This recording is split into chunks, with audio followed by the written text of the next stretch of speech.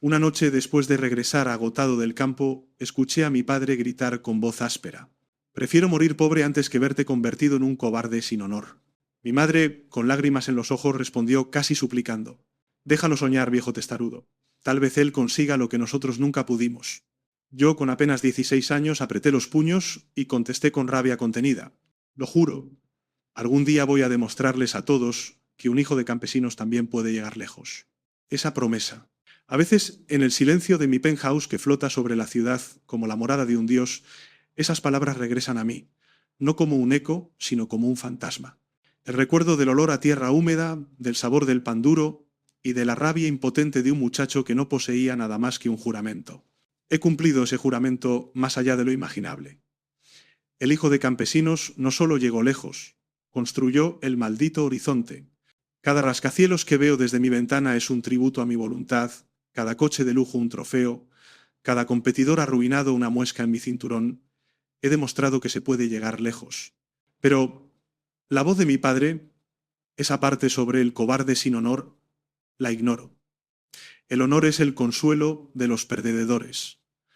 La moral es una jaula que los débiles construyen para sí mismos. Yo trascendí todo eso el día que entendí que en la cima el único pecado es caer. Y hoy, para no caer, debo hacer algo desagradable.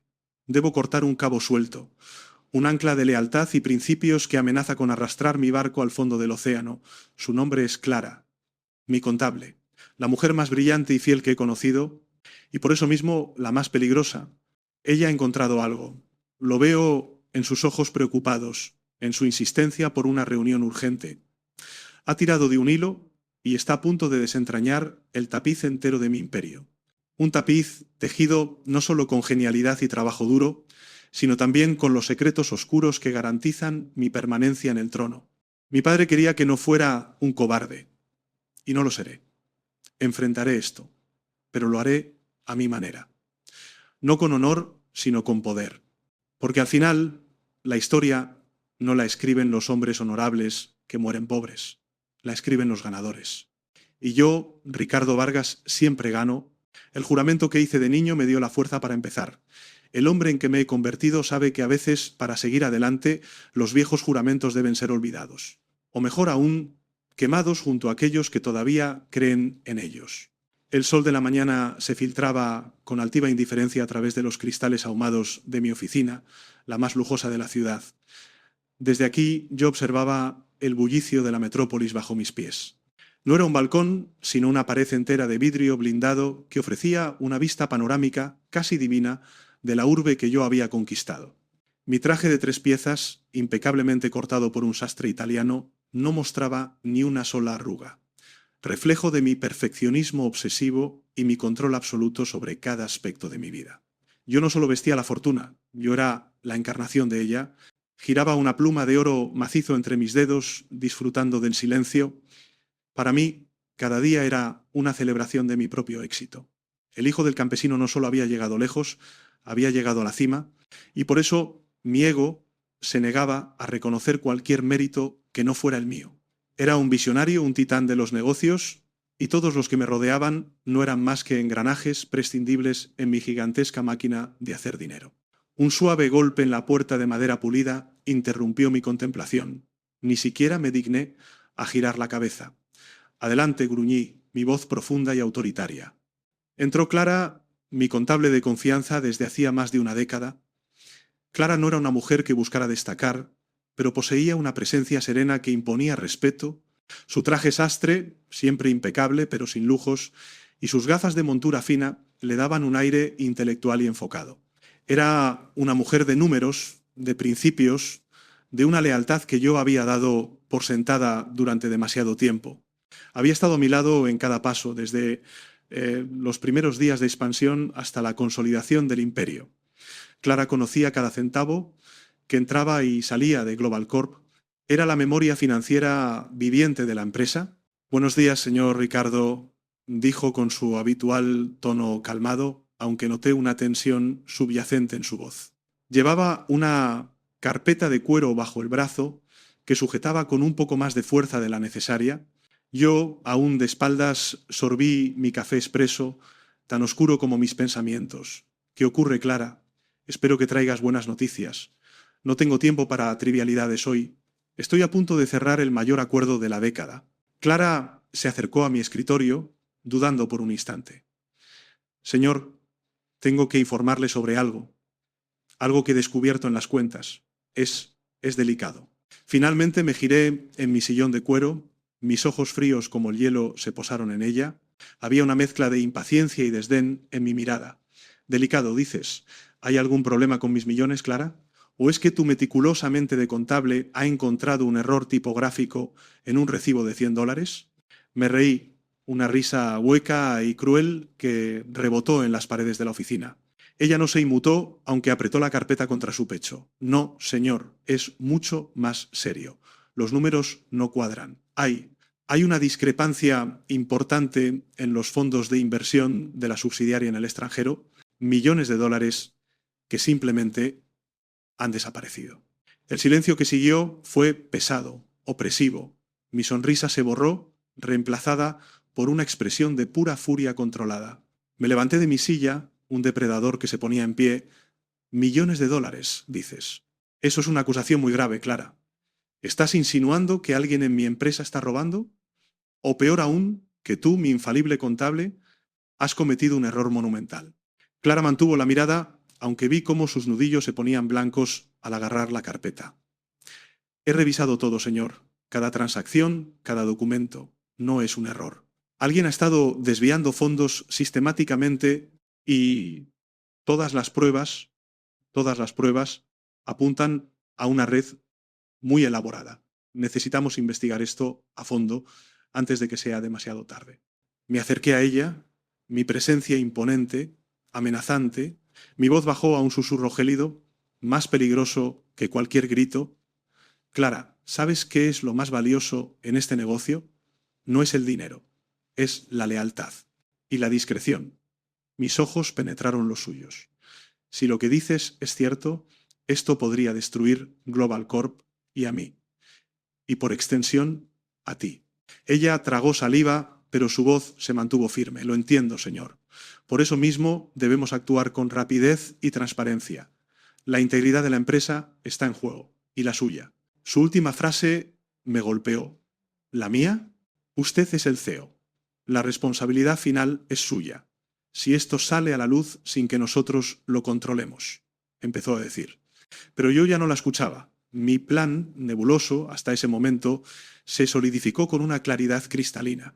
Miré a Clara, a esa mujer leal y honesta, la madrina de mi único hijo, y no vi a una aliada. Vi un peón prescindible, un chivo expiatorio perfecto. Transparencia, dices, interesante propuesta, Clara. Pero ¿y si te digo que ya sé quién es la culpable? Me detuve, disfrutando de la confusión que nubló su rostro. Ella parpadeó. ¿Ya sabe? ¿Quién es, señor? Debemos detenerla. Una sonrisa malévola se dibujó en mis labios. Me incliné hacia ella y susurré con una voz cargada de veneno, las palabras saliendo como dagas afiladas. La culpable, mi querida Clara, eres tú. Y nadie, absolutamente nadie, me arrebatará lo que es mío. Ni siquiera tú, con tus ridículas acusaciones de discrepancias. Clara palideció, sus ojos se abrieron de par en par, su rostro una máscara de incredulidad y dolor. Pero, señor, yo soy la madrina de su hijo. La interrumpí con un gesto despectivo, mi voz elevándose con la autoridad brutal de un emperador. Ese sentimentalismo no te servirá de nada. Este es mi imperio, mis reglas, y el destino de los que se atreven a desafiarme está sellado. La escena se congeló en un momento de terror y revelación. Clara, la contable fiel, se encontró de repente al borde de un abismo insondable, su mundo desmoronándose bajo los pies, mientras yo, el hombre al que había servido con una devoción absoluta, me erigía como su verdugo. Mi mundo se detuvo. Las palabras de Ricardo, la culpable eres tú, resonaron en la opulenta oficina como una sentencia de muerte. El aire pareció volverse denso, pesado, imposible de respirar. Miré su rostro, el rostro del hombre al que había servido con una lealtad casi devota durante más de 10 años, y no vi rastro de duda ni una pizca de humanidad. Solo vi el frío y calculador brillo de un depredador que acababa de marcar a su presa. «Señor, Ricardo, no puede estar hablando en serio», balbuceé, mi voz un hilo tembloroso.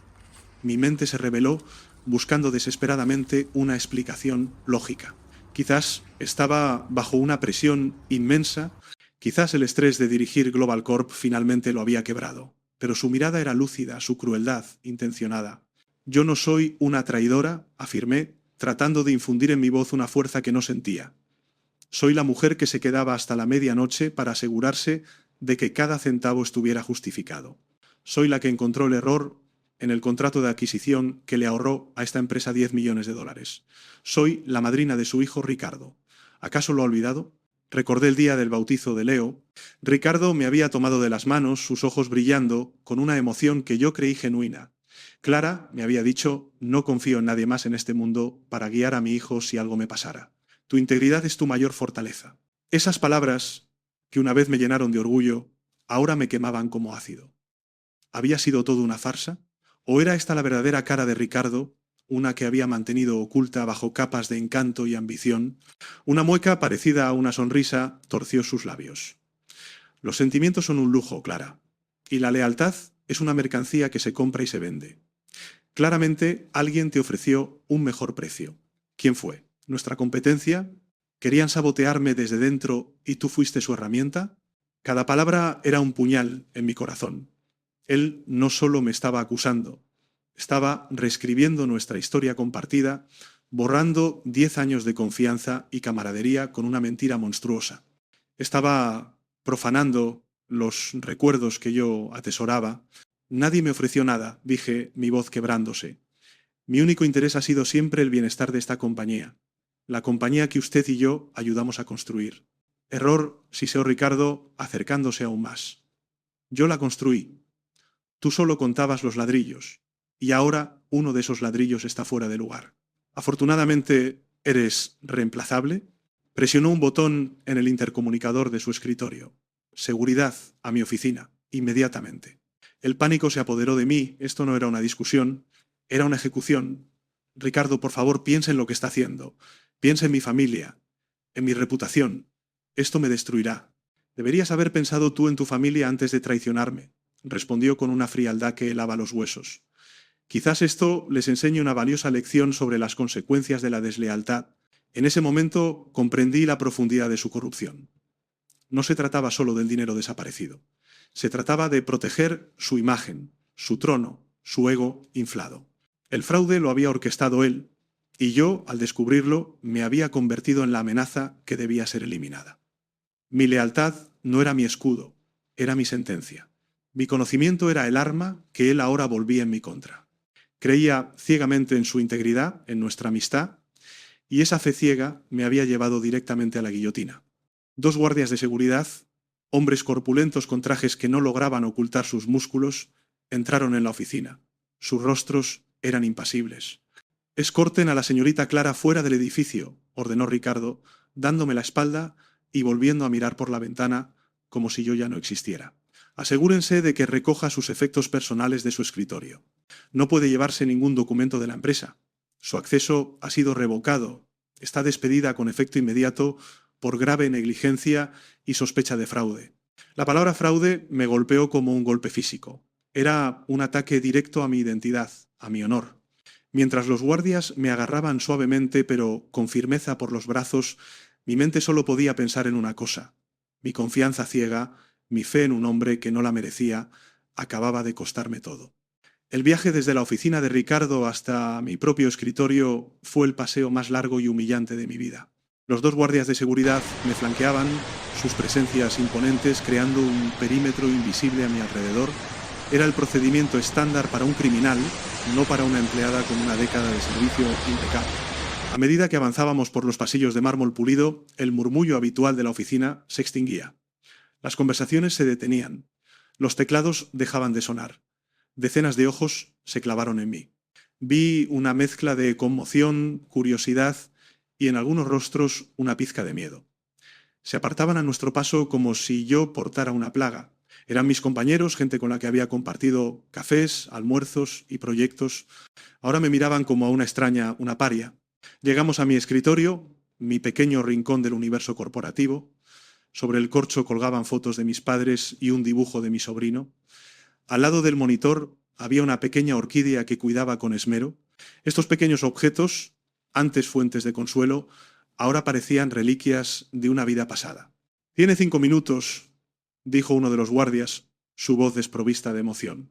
Con manos temblorosas empecé a meter mis pertenencias en una caja de cartón. La taza con una cita inspiradora, las fotos, un par de libros.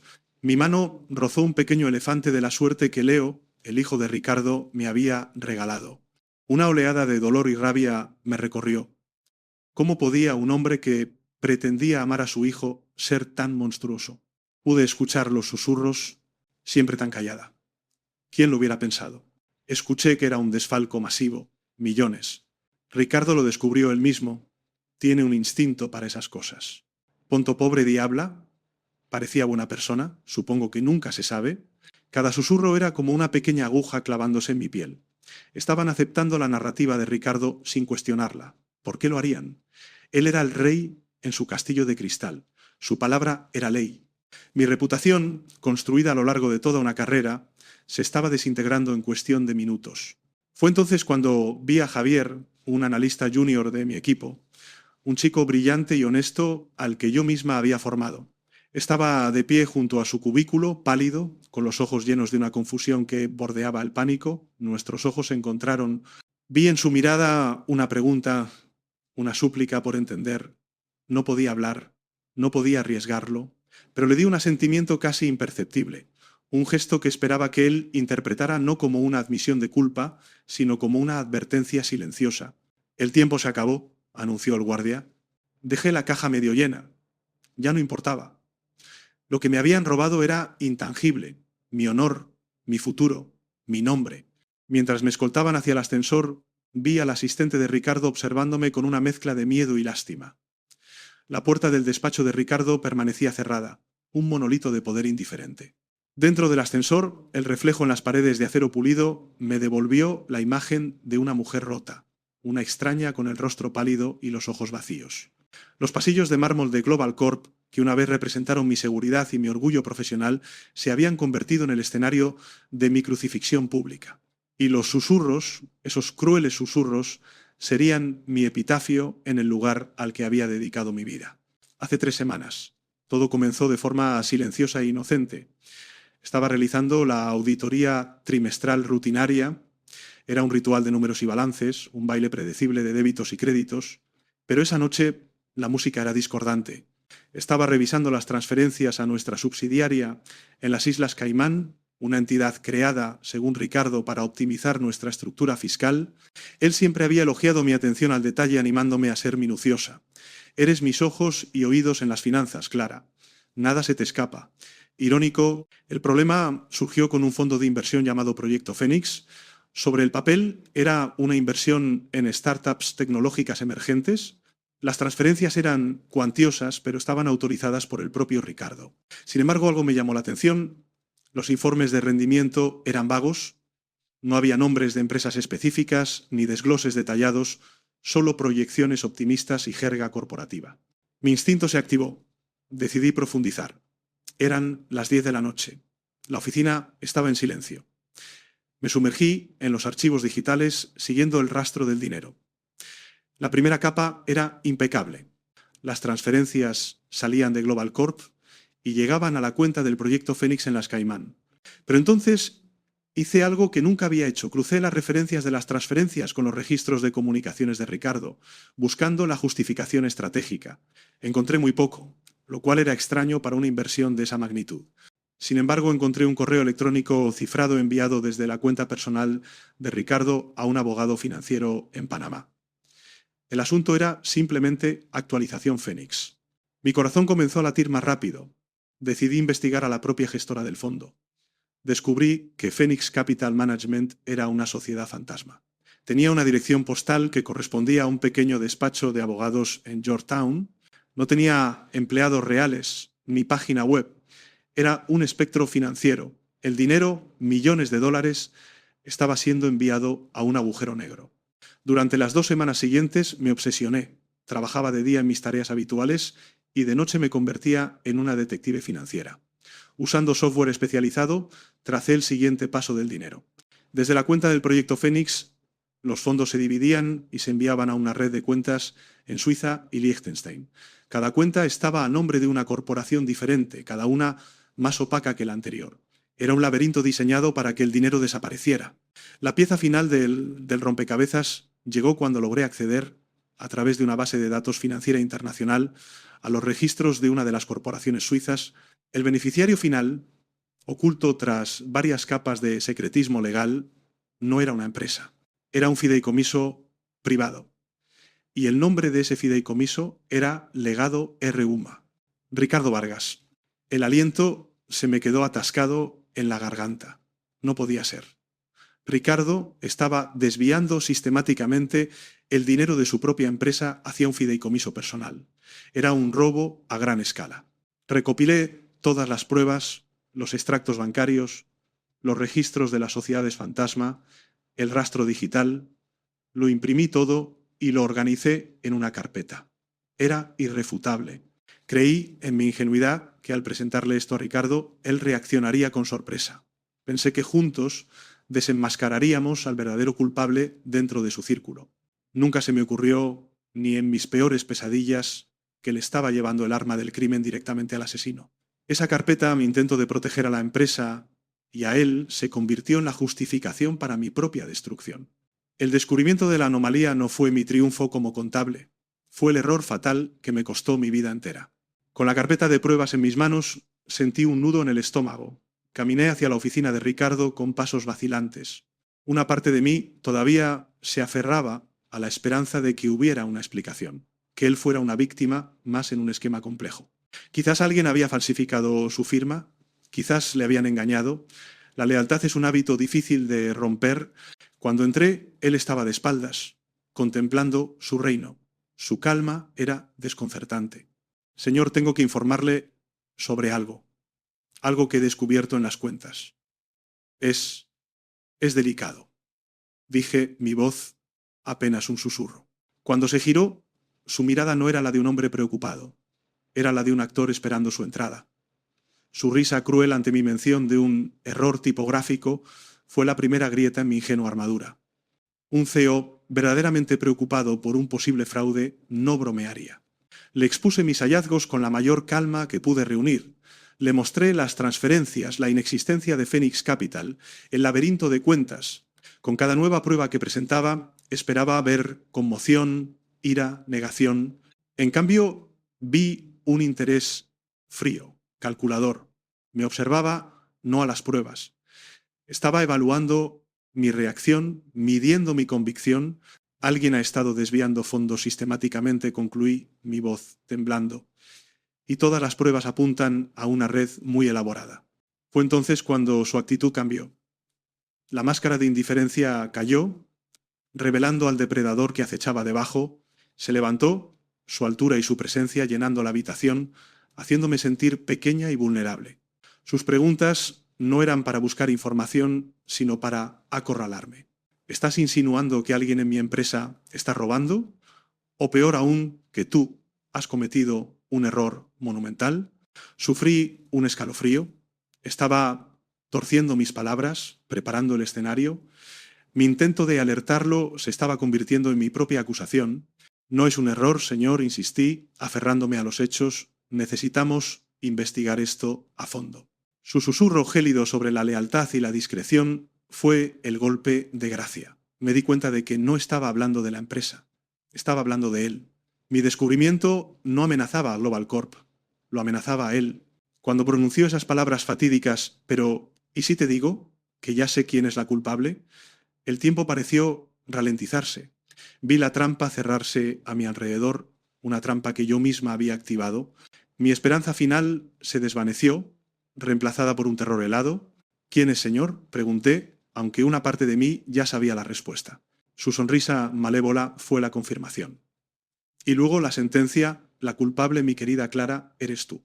El shock fue tan intenso que sentí un mareo. El hombre en quien había confiado, el amigo al que había admirado, el padre de mi ahijado, me estaba sacrificando en el altar de sus crímenes. La confrontación que yo había creído inevitable para salvar la empresa se había convertido en la confrontación que selló mi destino. No había acudido a un jefe, sino a un verdugo. En el instante en que los guardias de seguridad me sacaron de su oficina, Ricardo no perdió un segundo. El calor de la confrontación se disipó, reemplazado por una eficiencia glacial. Levantó el teléfono y no llamó a la policía ni a un auditor externo. Llamó a su abogado personal, Marcelo, un hombre conocido por su habilidad para navegar en las aguas más turbias de la ley corporativa. Marcelo, tenemos una situación. La contable Clara ha sufrido una crisis nerviosa. Está haciendo acusaciones delirantes sobre malversación de fondos, dijo Ricardo. Su voz era una máscara de preocupación y pesar. Sí, apunta a todos lados. A mí, a la Junta. Es un desastre. Necesito que prepares una estrategia de contención. Y sí, prepara una demanda contra ella. Por difamación, incumplimiento de contrato, lo que se te ocurra. Tenemos que desacreditarla por completo antes de que esta locura se extienda. Colgó y convocó una reunión de emergencia con su círculo más cercano. El director financiero, un hombre que debía su carrera a Ricardo y que firmaba lo que le pusieran por delante sin hacer preguntas. Y la jefa de recursos humanos, una mujer cuya lealtad era más hacia el poder que hacia los principios. Cuando entraron en su oficina, Ricardo representó el papel de su vida. Se mostró devastado, traicionado. No puedo creerlo, dijo pasándose una mano por el cabello. Clara, de todas las personas. Descubrí que ha estado manipulando los libros. Creó un fondo de inversión falso, el proyecto Fénix, y ha estado desviando dinero. Cuando la confronté, intentó culparme a mí. El director financiero palideció. ¿Estás seguro, Ricardo? Clara es. Lo estoy, lo interrumpió Ricardo. Tengo pruebas. He encontrado correos electrónicos en su ordenador, borradores de transferencias. Parece que tenía deudas de juego, problemas familiares, una clásica historia de desesperación. Por supuesto no existían tales correos, pero existirían. Ricardo ya había dado órdenes a su especialista en ciberseguridad, un mercenario digital, para que plantara pruebas irrefutables en el servidor de la empresa, dentro del perfil de Clara, falsificarían correos, crearían historiales de búsqueda comprometedores, todo lo necesario para construir una narrativa sólida y coherente. La jefa de RRHH asintió con seriedad. Procederemos con el protocolo.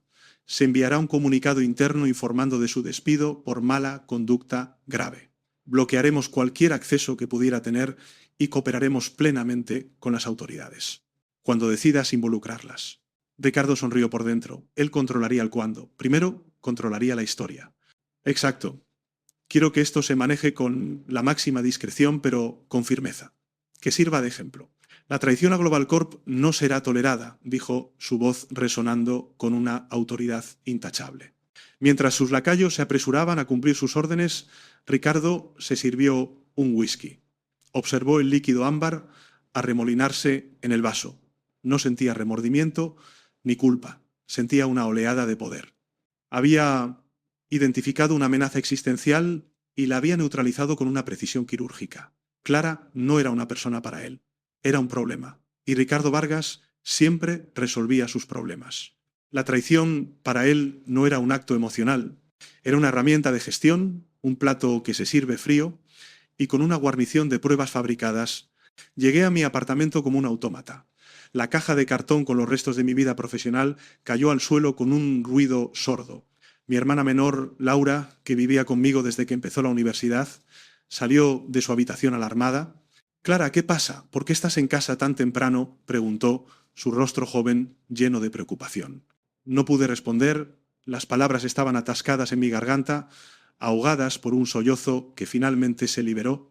Me derrumbé en sus brazos, temblando incontrolablemente.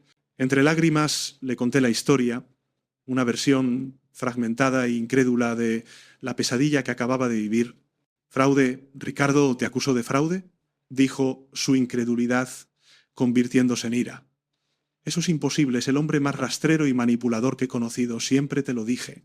Sus palabras, que antes me parecían injustas, ahora eran la única verdad en mi mundo destrozado. Los días siguientes fueron un descenso a una espiral de desesperación. Mi teléfono no dejaba de sonar. Eran periodistas. Alguien de Global Corp había filtrado la historia, adornada con detalles falsos sobre mis problemas financieros. Mi foto, una imagen profesional de la web de la empresa, estaba en varios portales de noticias financieras, contable de confianza de Global Corp, despedida por presunto desfalco millonario. Luego llegó la notificación oficial de la demanda de Ricardo, difamación, daños y perjuicios, incumplimiento de contrato. La cifra era astronómica, diseñada no para ganar, sino para aniquilarme financieramente antes de que pudiera siquiera pensar en contraatacar. Intenté contratar a un abogado. El primero, un abogado corporativo de renombre, me escuchó con atención y luego, tras hacer una llamada, se negó a tomar mi caso. Lo siento, señorita, pero enfrentarse a Ricardo Vargas está por encima de mis posibilidades. El segundo ni siquiera me devolvió la llamada. Ricardo no solo me había despedido, me había puesto en una lista negra. Su poder e influencia eran como una telaraña que envolvía toda la ciudad. Mis ahorros empezaron a menguar con las primeras consultas legales. Tuve que decirle a Laura que quizás tendría que dejar la universidad por un tiempo. La culpa me consumía. No solo me habían destruido a mí, sino que estaba arrastrando a mi familia conmigo. Mis antiguos amigos y colegas de la empresa me bloquearon en redes sociales. Dejaron de contestar mis mensajes.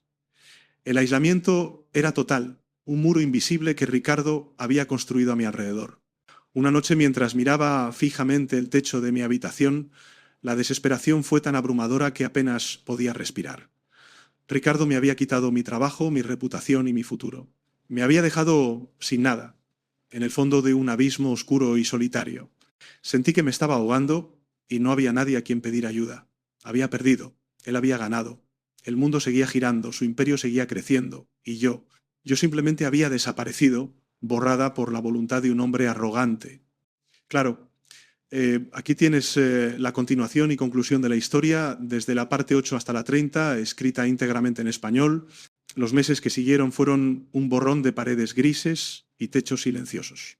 Cada mañana me despertaba con una punzada de pánico, seguida por la pesada manta de la realidad. Ya no había una oficina a la que ir, ni hojas de cálculo que cuadrar, ni un propósito que me impulsara a salir de la cama. Mi cuenta bancaria, antes saludable, se desangraba lentamente. Los honorarios de los pocos abogados que aceptaron darme una consulta inicial eran exorbitantes. El alquiler, las facturas, la comida, todo se convirtió en una fuente de ansiedad. Laura insistía en buscar un trabajo a tiempo completo y dejar sus estudios, y cada vez que lo mencionaba, sentía como si un veneno de culpa se extendiera por mis venas. Envié cientos de currículums, la mayoría no recibieron respuesta. En las pocas entrevistas que conseguí, la conversación iba bien hasta que llegaba la pregunta inevitable: ¿por qué dejaste Global Corp? En cuanto mencionaba mi nombre, veía un cambio en los ojos del entrevistador. Hacían una búsqueda rápida en Google y la entrevista terminaba abruptamente con un vago «ya te llamaremos». Estaba marcada. Era radiactiva en el mundo corporativo.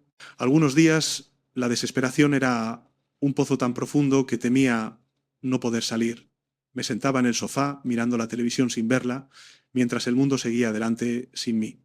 Escuchaba las noticias financieras hablar del éxito continuo de Global Corp, de la visión genial de Ricardo Vargas, y sentía una rabia impotente que me consumía por dentro. Él estaba en la cima del mundo, mientras yo estaba atrapada en el sótano de mi vida, olvidada y deshonrada. La soledad no era solo la ausencia de gente, era la ausencia de futuro. Una tarde lluviosa decidí hacer lo que había estado posponiendo durante semanas: guardar la caja de cartón de mi antigua oficina. Abrirla era como tocar una herida abierta. Cada objeto era un recordatorio de la vida que me habían robado. Saqué las fotos, la taza, la pequeña orquídea ahora marchita. En el fondo de la caja, debajo de unos cuadernos viejos, encontré algo que había olvidado por completo. Era un regalo de empresa de la última Navidad. Una elegante pluma de metal con el logo de Global Corp. Ricardo nos la había dado a cada uno de los jefes de departamento en persona. Para que sigáis escribiendo la historia de nuestro éxito, había dicho con su sonrisa carismática. La tomé en mis manos sintiendo su peso frío. Mi primer impulso fue tirarla a la basura, un símbolo de sus mentiras. Pero algo me detuvo. Recordé a Ricardo haciendo un guiño cuando me la entregó. Tiene una pequeña sorpresa clara, algo para la gente que piensa en el futuro. En su momento pensé que era solo una de sus frases grandilocuentes. Jugueteé con ella, girándola entre mis dedos. La parte superior se desenroscaba, como en cualquier pluma normal para cambiar la tinta, pero la parte inferior sentí una pequeña ranura.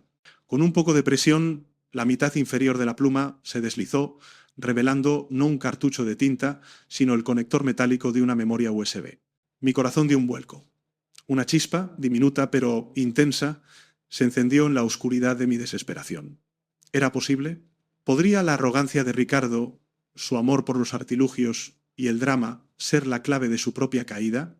Con manos temblorosas, conecté la pluma USB al portátil de Laura. Durante un segundo no pasó nada. Luego, un icono de unidad de disco apareció en la pantalla. Contenía un único archivo, protegido por contraseña. Mi mente se aceleró. ¿Cuál podría ser la contraseña? Probé de todo. Global Corp, Ricardo Vargas, Éxito, Imperio, nada. Luego pensé en la obsesión de Ricardo con su propia leyenda. Recordé la promesa que me contó una vez, la que le hizo a su padre. Probé con hijo de campesino, acceso denegado. Me sentí frustrada. Pero entonces recordé algo más. Algo que él consideraba su verdadero origen. No el humilde, sino el de su poder. El nombre del fideicomiso. Legado RV. Acceso denegado. Probé variaciones. Legado R, V. Acceso concedido. El archivo se abrió. No era la prueba definitiva que esperaba. No había una confesión ni un extracto bancario que lo vinculara todo. Era algo mucho más sutil, algo que solo un contable podría apreciar en su totalidad. Era un libro de contabilidad paralelo, un libro negro. En él, Ricardo llevaba un registro meticuloso de todas las transacciones reales del proyecto Fénix. No detallaba el desvío de fondos, sino a quién le pagaba después de que el dinero llegara a sus cuentas secretas. Había pagos a políticos, sobornos a inspectores, bonificaciones a ejecutivos de empresas que luego perdían misteriosamente licitaciones contra Global Corp. Y lo más importante, había una pequeña transacción casi insignificante de $100.000 transferida desde la cuenta suiza a una empresa de consultoría. El concepto era estudio de mercado asiático. Recordé haber visto una factura por ese mismo concepto y cantidad en los libros oficiales de Global Corp, pagada desde la cuenta principal de la empresa. Estaba ahí. Un pago duplicado, uno legal y registrado y otro desde la cuenta fantasma. Era un error, un pequeño desliz en su compleja red de engaños, un hilo del que podía tirar. No era suficiente para llevarlo a juicio, pero sí para demostrar que el dinero del proyecto Fénix estaba siendo controlado y utilizado activamente por alguien con un conocimiento íntimo de las operaciones de Global Corp. Era la primera prueba tangible de que la narrativa oficial era una mentira. Mirando esa única línea en la hoja de cálculo, algo cambió dentro de mí. El manto de víctima que me había asfixiado durante meses comenzó a resquebrajarse. La desesperación se transformó en una claridad fría y afilada. La semilla del llanto se secó y en su lugar brotó la semilla de la determinación. Al principio sentí una oleada de odio puro. Quería verlo arder. Quería destruir su imperio, su reputación, su vida, tal como él había hecho conmigo. La venganza era una perspectiva dulce y tentadora. Pero mientras observaba el rostro dormido de mi hermana en la habitación contigua, agobiada por mis problemas, me di cuenta de que la venganza no era suficiente.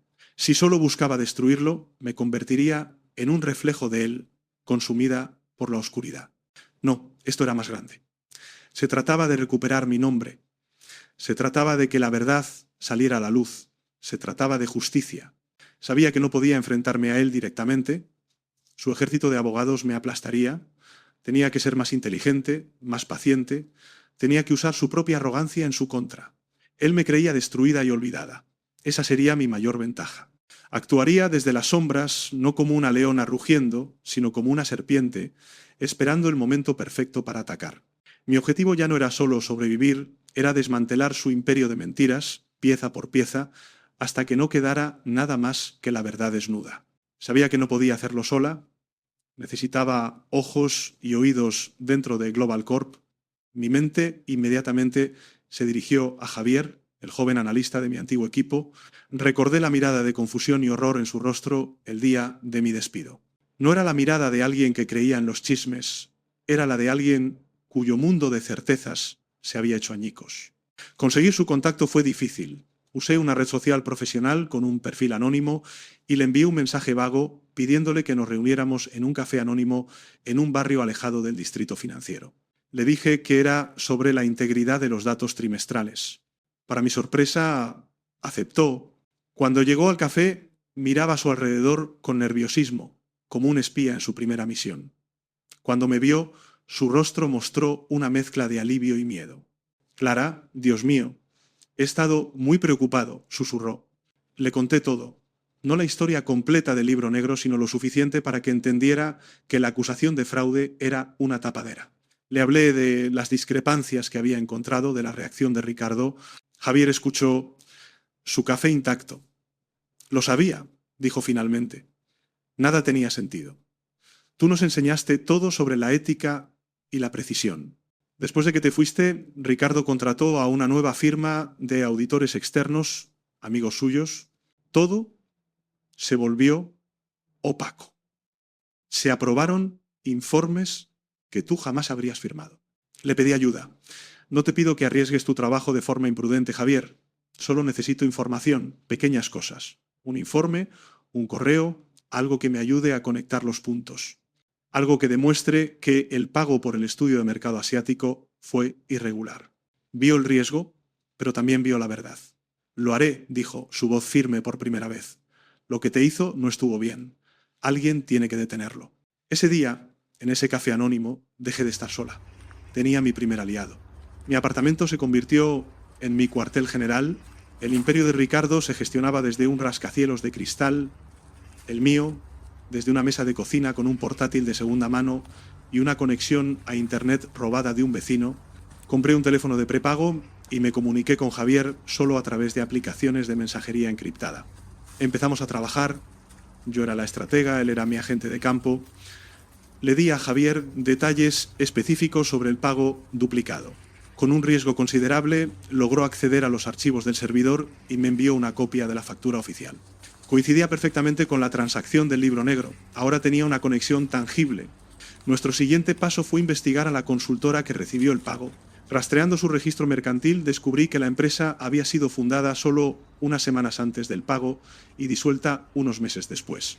Su director era un abogado panameño, el mismo al que Ricardo había enviado el correo cifrado. Poco a poco, con la ayuda de Javier, que me filtraba discretamente informes de gastos y registros de viajes, empecé a construir un mapa de la corrupción de Ricardo. Cada pago del libro negro correspondía a un favor, a un contrato ganado, a una regulación convenientemente ignorada. No estaba solo malversando fondos, estaba usando ese dinero robado como un arma para hacer crecer su imperio de forma ilegítima. Mientras Ricardo celebraba nuevos éxitos en las portadas de las revistas de negocios, yo pasaba las noches en vela, conectando puntos, uniendo nombres y fechas, construyendo un caso desde las cenizas de mi antigua vida. No estaba construyendo un imperio de dinero, sino uno de verdad. Y sabía que, aunque fuera invisible, era mucho más sólido. Mientras tanto, Ricardo Vargas vivía en un universo paralelo de éxito y adulación. Habiendo eliminado a Clara, a quien consideraba un simple insecto aplastado en su parabrisas, se sentía intocable. El precio de las acciones de Global Corp estaba en su punto más alto. Acababa de cerrar la adquisición de un competidor importante, una jugada que los medios calificaron de magistral. Se volvió más déspota que nunca. Despedía ejecutivos por la más mínima discrepancia y premiaba la adulación ciega. Su círculo íntimo se redujo a psicofantes que le decían todo lo que quería oír. «Eres un genio, Ricardo», le decía su director financiero en una cena de celebración. «La forma en que manejaste la situación con la contable. Impecable. Convertiste una amenaza en una demostración de fuerza». Ricardo sonrió bebiendo un vino que costaba más que mi alquiler anual. La lealtad es todo, pero el control lo es aún más. Ella olvidó quién estaba al mando. Nadie está por encima de la empresa. Quería decir, nadie está por encima de mí. En su arrogancia se volvió descuidado. Ya no sentía la necesidad de ser tan meticuloso en sus engaños. Creía que había creado un sistema perfecto, a prueba de fallos. No se dio cuenta de que el eslabón más débil de su cadena no era un sistema, sino una persona. Una persona a la que había subestimado por completo. Su desdén por Clara fue la semilla de su propia destrucción. La consideraba un recuerdo lejano, sin saber que ella se había convertido en su sombra, observando cada uno de sus movimientos. Después de semanas de investigación tenía suficiente para lanzar mi primer ataque. No sería una bomba, sino una aguja. Un pinchazo lo suficientemente pequeño como para no ser rastreado hasta mí, pero lo suficientemente afilado como para perforar la burbuja de invencibilidad de Ricardo. Investigué a docenas de periodistas financieros hasta que encontré a la perfecta, Sofía Navarro, una reportera de investigación conocida por su tenacidad y su desconfianza hacia los grandes conglomerados. Tenía una reputación de no soltar a su presa una vez que olía la sangre. Usando una dirección de correo electrónico anónima y una red wifi pública, le envié un mensaje corto. Asunto. Pregunta para Global Corp. Estimada señora Navarro, quizás le interese preguntar a Global Corp por qué pagaron $100.000 por un estudio de mercado asiático a una consultora panameña que se disolvió poco después, especialmente cuando su director tiene vínculos con paraísos fiscales. Suena a un uso muy ineficiente del dinero de los accionistas. Atentamente, un accionista preocupado. No mencioné a Ricardo, no mencioné el fraude. Solo planté una semilla de duda precisa y verificable. Sabía que una periodista como ella no podría resistirse a una pista tan jugosa. Una semana después vi el resultado, un pequeño artículo en la sección de negocios en línea de su periódico. El titular era discreto. Prácticas de contratación cuestionables en Global Corp salen a la luz. El artículo detallaba exactamente lo que le había filtrado. La respuesta de Global Corp fue la esperada. Un desmentido arrogante, calificándolo de insinuación sin fundamento de un competidor celoso. Pero el daño estaba hecho. Por primera vez en años, el nombre de Global Corp aparecía asociado a algo negativo. La aguja había encontrado su vena. El artículo de Sofía Navarro, aunque pequeño, causó ondas de choque en lugares que Ricardo no esperaba. Algunos miembros de la junta directiva, especialmente los más veteranos que habían estado allí antes del ascenso de Ricardo, empezaron a sentirse incómodos. Esto me dio una idea para mi siguiente movimiento. Necesitaba un aliado con poder, alguien que pudiera hablar el mismo idioma que la junta. Pensé en Esteban Rojas, el antiguo CEO de Global Corp, el hombre al que el padre de Ricardo había elegido como su sucesor. Ricardo lo había expulsado 5 años atrás en una brutal toma de poder corporativa. Rojas vivía ahora retirado, amargado y resentido. Encontrarlo fue fácil, convencerlo más difícil. Al principio se negó a verme. No quiero tener nada que ver con Ricardo Vargas ni con esa empresa, dijo por teléfono. No le pido que lo haga por la empresa, le respondí. Le pido que lo haga por el legado de su amigo, el padre de Ricardo. Él nunca habría permitido esto. Aceptó reunirse conmigo. Le mostré mis pruebas, el libro negro, el pago duplicado, la conexión con Panamá. Rojas, un hombre de la vieja escuela, con un profundo sentido del honor corporativo, se puso pálido de ira. Siempre supe que era ambicioso y despiadado, dijo con voz grave. Pero no sabía que era un ladrón. Está destruyendo el nombre que su padre y yo construimos. Rojas se convirtió en mi aliado más poderoso. No tenía poder oficial, pero tenía algo más valioso: la confianza y el respeto de la vieja guardia de la Junta y de los inversores históricos.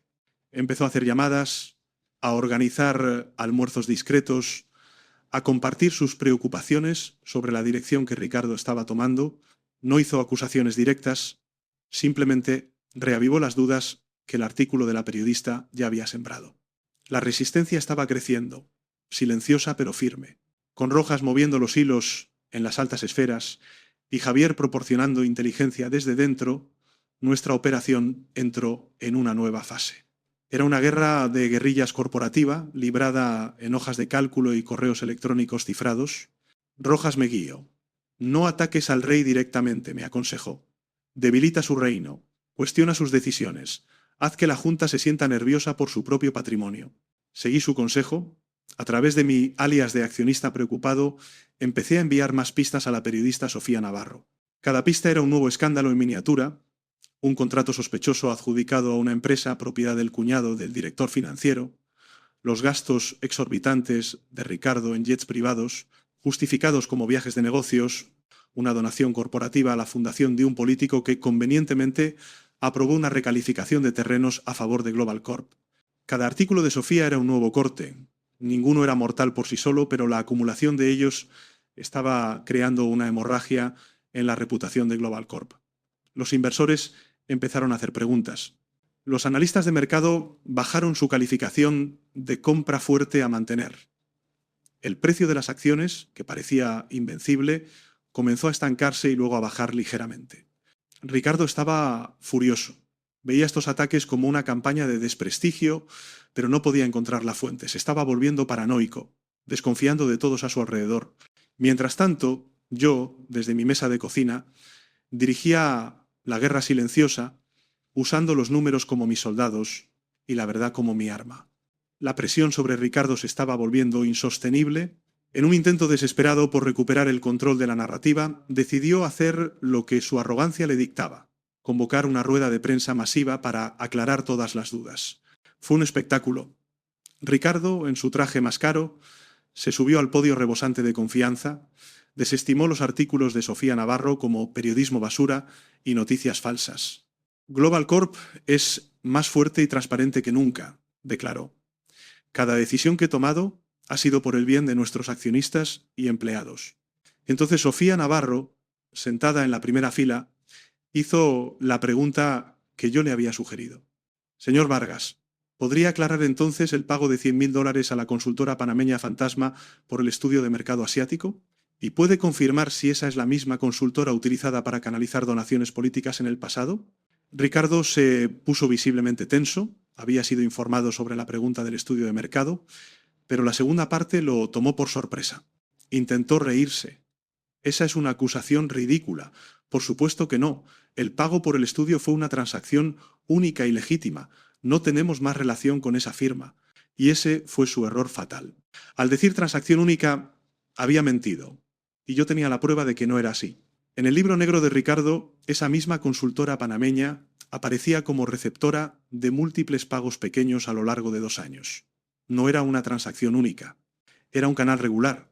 Su mentira, pronunciada ante docenas de cámaras, era la pieza que necesitaba para atraparlo. No solo era un ladrón, ahora era, públicamente, un mentiroso. Con la grabación de la rueda de prensa, tenía todo lo que necesitaba. Preparé un dossier final. Comenzaba con la mentira de Ricardo, su declaración en vídeo de que el pago fue una transacción única. Inmediatamente después adjunté la página del libro negro que mostraba múltiples pagos a la misma consultora.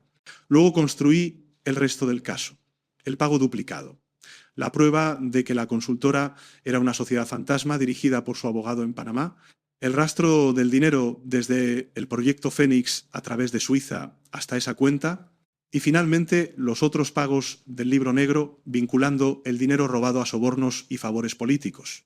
Era una cadena de evidencia perfecta, irrefutable. Cada pieza estaba verificada, cada afirmación respaldada por un documento. La arrogancia de Ricardo lo había llevado a mentir en público, y esa mentira había convertido mi colección de pruebas circunstanciales en un caso hermético. Se lo envié a Esteban Rojas. Su respuesta fue un simple mensaje de texto: jaque mate. Esteban Rojas no perdió el tiempo. Usando el dossier, contactó a 2 de los miembros más influyentes y hasta cierto punto independientes de la junta directiva. Uno era un banquero de inversión de la vieja escuela y la otra era una respetada abogada que se preocupaba profundamente por su reputación. Rojas no los citó en una sala de juntas. Los invitó a su club privado, un lugar de maderas oscuras y susurros. Les presentó el dossier no como una acusación, sino como información preocupante que había llegado a sus manos. La reacción fue la que esperábamos. Primero incredulidad. Luego, al ver las pruebas, un horror creciente. No era solo el fraude lo que les asustaba, era la exposición, el riesgo legal para ellos como miembros de la Junta. Se dieron cuenta de que Ricardo no era un activo, sino una bomba de relojería a punto de destruir la empresa y con ella sus propias carreras. Esa misma noche convocaron una reunión de emergencia de la Junta, excluyendo a Ricardo y a sus aliados más cercanos. La reunión no se celebró en la sede de Global Corp, sino en el despacho de la abogada. El ambiente no era de negocios, sino de gestión de crisis. La pregunta ya no era si Ricardo era culpable, sino cómo iban a sobrevivir a la explosión cuando la verdad saliera a la luz. Ricardo fue convocado a una reunión a la mañana siguiente, entró en la sala de juntas esperando una discusión sobre la caída de las acciones, listo para dar un discurso motivador. En cambio, se encontró con las caras de piedra de toda la junta directiva. Esteban Rojas estaba allí, sentado al fondo de la sala, como un fantasma del pasado. Ricardo, dijo la abogada, su voz sin inflexiones, hemos recibido pruebas concluyentes de malversación de fondos, fraude y soborno, pruebas que te implican directamente a ti. El dossier fue proyectado en la gran pantalla. La hoja de cálculo del libro negro, su propia cara mintiendo en la rueda de prensa. La legendaria confianza de Ricardo se evaporó, tartamudeó, negó, pero sus palabras sonaban huecas. Miró a su director financiero en busca de apoyo, pero el hombre evitó su mirada, ya negociando su propia inmunidad en silencio. Sus aliados lo abandonaron en un instante, corriendo para salvarse. La Junta ha votado por unanimidad tu despido con efecto inmediato, continuó la abogada. Se te pedirá que entregues todos los bienes de la empresa, las autoridades serán notificadas en la próxima hora. Tienes suerte de que no te escoltemos fuera con la policía ahora mismo. Ricardo se quedó de pie, solo en medio de la sala, mientras los miembros de la Junta se levantaban y salían, negándose a mirarlo. En el lapso de 15 minutos, su imperio, su mundo, su identidad, todo se había desmoronado. El hijo de campesinos que había llegado tan lejos finalmente había caído, y lo había hecho desde una altura vertiginosa. La Junta, siguiendo el consejo de Rojas, decidió controlar la narrativa.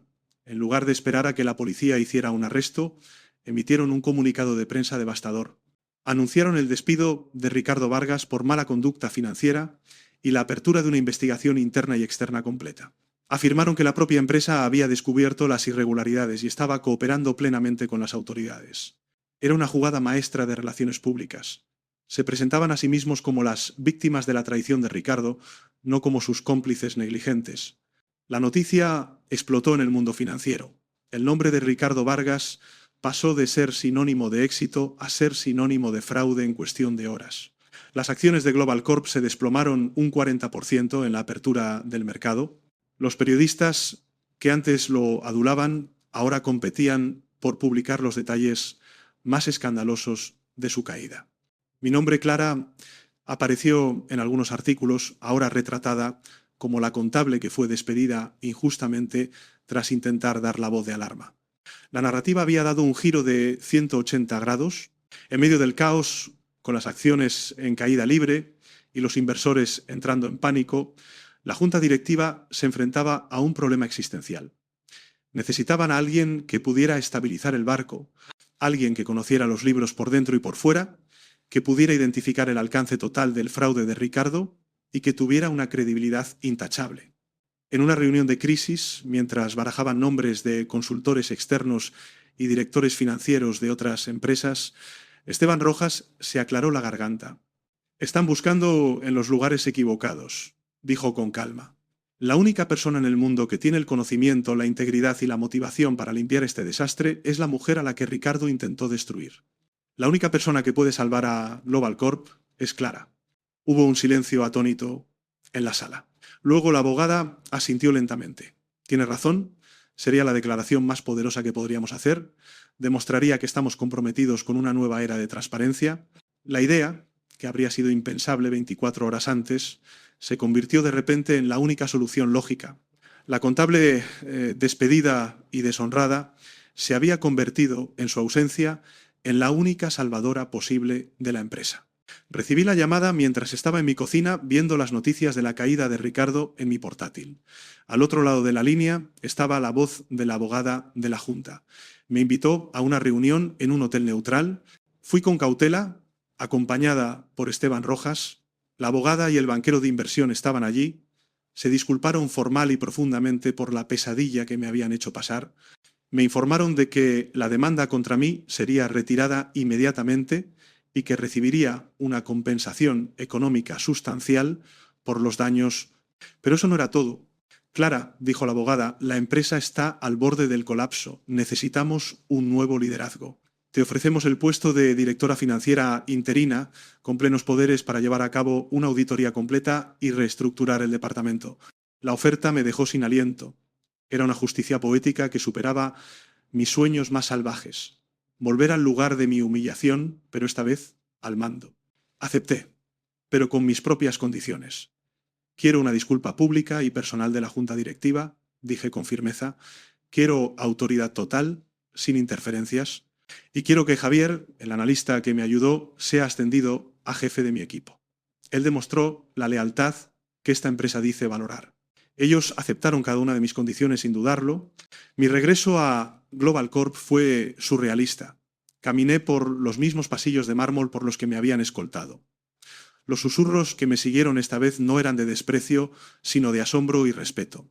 La gente con la que había trabajado, la que me había evitado y chismorreado sobre mí, ahora me miraba con una mezcla de culpa y admiración. No sabían la historia completa, pero sabían que yo había ganado una batalla imposible. Mi antigua oficina, que había permanecido vacía, me fue asignada de nuevo, pero era solo temporal. La abogada de la Junta me acompañó al último piso, a la oficina de la esquina.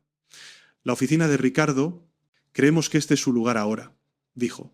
El espacio que una vez me había intimidado con su poder opresivo ahora se sentía diferente. Desde la ventana panorámica, la ciudad no parecía un reino que conquistar, sino una comunidad de la que formar parte. No me sentía como una emperadora, sino como una guardiana. Había vuelto no como una empleada, sino como la dueña moral del futuro de la empresa. Mi primer día como directora financiera fue intenso. Convoqué una reunión con todo el departamento. La gente entró con miedo, esperando una purga.